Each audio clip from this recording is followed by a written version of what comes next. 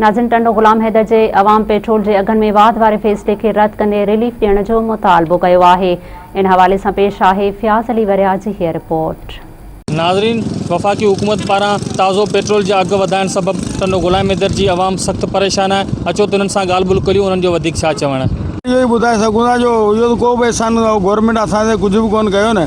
हिकिड़े महीने लाइ करे उन खां पोइ जेको 22 रुपया चाढ़ियो अथनि गाॾियुनि जी पोजीशन ॾिसो, लॉकडाउन लॻो पियो आहे, रोज़गार एॾो मुश्किल थी वियो आहे जेको को अंदाज़ कोन्हे। पोइ इन खां त पोइ जेको लॉकडाउन हणी करे जान छुटी वञे भला, रोज़गार त ख़तमु न थिए न माण्हू जो। माना डीज़ल जे करे पेट्रोल जे करे एॾा परेशान आहियूं जो थी वई आहे। वरी करे यको माना 22 रुपया चाढ़े छॾियो। 100 रुपया लीटर पियो हले। असां ग़रीब माण्हू किथां कमायूं? तो कमायूं था पेट्रोल में ही लो पेट्रोल भराए वञूं, किथां कमायूं ग़रीब? सरकार के इहो असांजी इतलाह आहे पेट्रोल घटि करे। साईं ही कुछ टाइम पहिरीं पेट्रोल किरायो माण्हू जाम ख़ुशि थिया हुआ इन ॻाल्हि ते। बाक़ी हींअर वरी 25 रुपया वरी उहा ई हाल आहे साॻी। भरायूं था ख़तमु थियो वञे, वरी सूरनि में आहियूं था पेट्रोल भराए छॾी ॿियो छा आहे। असीं मुतालबो इहो था करूं कि महिरबानी करे पेट्रोल खे वरी उहा साॻी रेट करनि पहिरीं वारो, ऐं कुझु हिन खां सस्ताई थिए पेट्रोल सां।